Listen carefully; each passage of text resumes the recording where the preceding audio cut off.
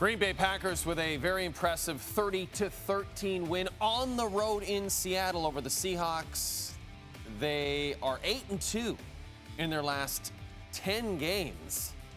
Their only 2 losses have come against the Detroit Lions. It's very impressive. Speaking of impressive, maybe one of the most impressive reporters in Canadian sports television history. It's Farhan Lalji. Here he is on the field in Seattle. Farhan, I understand that Seattle fans are calling this Mike Macdonald defense the death zone. So how did the Packers put up 30 points on the death zone? Well, you know, it's been the death zone for about the last 4 weeks, and I think there's been a feeling here that they're starting to get what Mike Macdonald wants. You know, you look at Leonard Williams and the step that he's taken, getting Ernest Jones here at linebacker has really taken a step for them defensively. But really, when you look at this was their first big test since this little 4-game win streak here coming out of that last bye. You know, these last 4 opponents, they've held at 22 points or under. The Packers have scored 30 points in their last 3 games coming into this, and they absolutely won this one. Jordan Love was very comfortable. He completed 12 of his first 13 passes. The Packers scored on their first 4 possessions in the first half.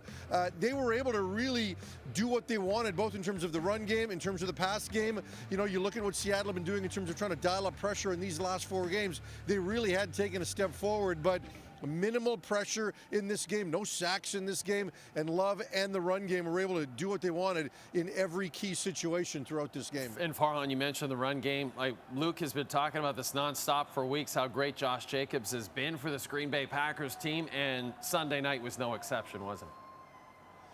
Yeah, this is just the second time that Jacobs has played the Seahawks. The last time it happened was 2 years ago. He had over 300 all-purpose yards in that game, and it looked like he was going to do the same thing early in this one. He touched the ball 9 times on the Packers' first 10 plays. The first 2 out of the backfield and 7 of the next 8 along the ground before he finally scored. He had 84 yards on the first 2 touches. So this is a guy that generally gets better and better as the game goes. They didn't necessarily lean on him as much in the second half, given the way things were going for them offensively. But Jacobs against the Seahawks, he seems to have success in these 2 games. And Jay, consider the fact that this could be a first-round playoff preview, because if Seattle winds up getting into the playoffs as the NFC West champions, there's a real chance they could face the Packers in round 1 here again. So they're going to need to make some adjustments on both sides of the ball. But we talk about Green Bay's run game.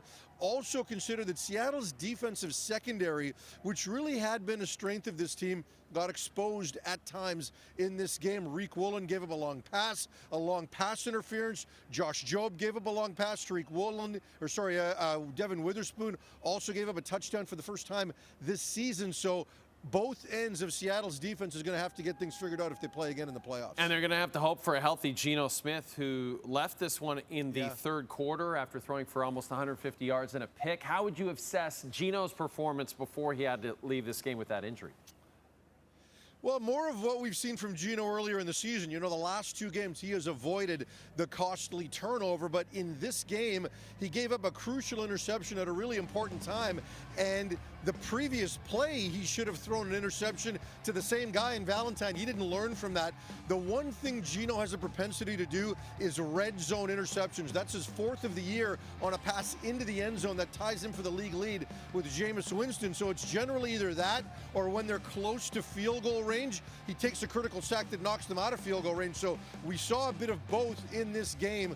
As far as the injury is concerned, Mike Macdonald said afterwards that structurally it looks okay, but they are going to have to get some imaging done. And you know, for the last couple of games, Seattle's offensive line really looked like it was starting to get solidified. They had Abe Lucas back at tackle. They had upgrades at right guard and at center, but they got their center injured early in this game. They had a rookie playing the rest of the game, and all the pressure wasn't necessarily on the inside, but Seattle gave up 7 sacks in this game to a Green Bay team that is in the middle of the league in terms of sacks generated and near the bottom of the league in terms of pressure rate. So a real average defensive front for Green Bay was able to make life difficult for both of Seattle's quarterbacks. They gave up a total of 7 sacks in this one. And things don't get much easier for Seattle. And next week they have to face another tough NFC North opponent in the Minnesota Vikings. As for the Packers, they take on the Saints on Monday Night Football. Farhan Lalji, appreciate you.